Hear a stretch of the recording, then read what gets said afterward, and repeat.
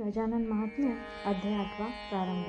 श्री गणेशाय नमः. जय जय यमुना तटविहारा मधुसूदना पतित पावना करुणा घना गोप सखा नंद नंदना ब्रजभूषणा जगतपती त्रिभुवन नायका गोपगणा क्षणै न गमे तुझ्या विना राधा रमणा कुंजवना धेनु चारिल्या स्वये तुझी कृपा करी यदुनाथा नम्र चरणी तुझ्या माता मार्ग दाखवी ती नानाथा हेच मागणे तुझ प्रती तव कृपा असता खरी स्वानंदाच्या उत्ती लहरी लिखाण करण्या हितकारी होईल पूर्ती निश्चय कुकाजीसे आले मरण खंडूजी झाला मणी खिन्न भावाभावात भांडण भाऊबंदकी सुरू झाली देशमुख आणि पाटील दुई हीच गावातील वाद वाढता त्यातील विकोपास भांडण जात असे ऐसाच काही घडला प्रकार खंडू पाटला पडे विचार गजाननावरी सर्व भार टाकून दर्शना गेला असे ठेवून पायावरी शिर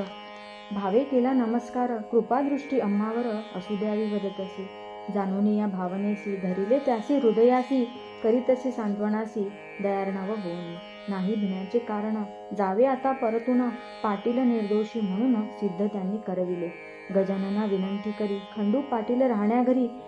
नेता झाला सत्वरी इच्छा त्यांची पाहून या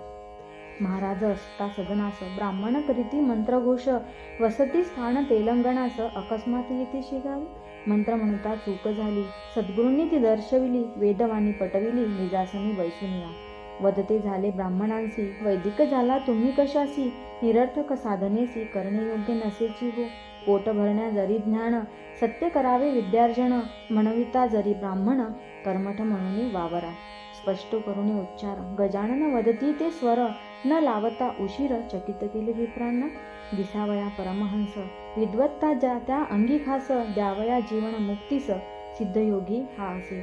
खंडू पाटला बोलविले हस्ते त्याच्या दान दिले ब्राह्मण ते संतोषिले गेले सोडून शेगावते महाराजही कंटाळले गावात राहून त्या भले पाटलाच्या मळ्यात आले शिवमंदिर ते पाहुणे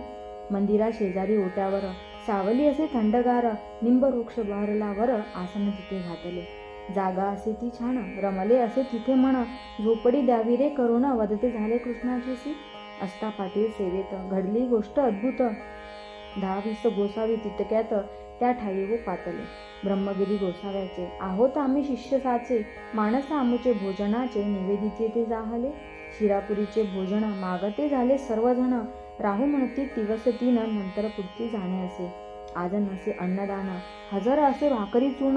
त्याचा आपण घेऊन करा भोजन मळ्यात हो भोजनोत्तर बैसले जन सुरू झाले निरूपण कुणाना रुचले प्रवचन शब्दच्छल तो व्यर्थची कुजबुजती सुरू झाली ब्रह्मगिरीच्या कानी गेली थोर याहून गुरुमाऊली श्रद्धास्थान आम्हासी ते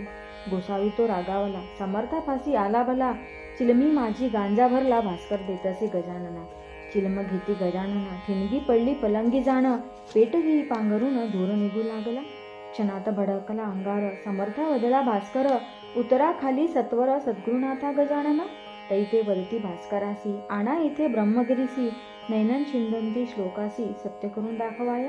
गुरु आज्ञाती मानून भास्कर करी पाचारण ब्रह्मगिरी घाबरून वदतसे तयाला नच न्यावे धरुनी त्याचा तो कर भास्कर ओढी फरफर गजानना समोर आणून उभा करीत असे नैनन दहकी पावक खरे करावे शब्द देख गोसाव्यास त्या धाक पडला असे खचितची क्षमा मागे समर्थांची ना ओळखले मी तुम्हासी सद्गुरुवरा गुणराशी नतमस्तक तो जाहला इति श्री गजानन महात्म्य अष्टदशोध्याय समाप्त. शुभम भवतु.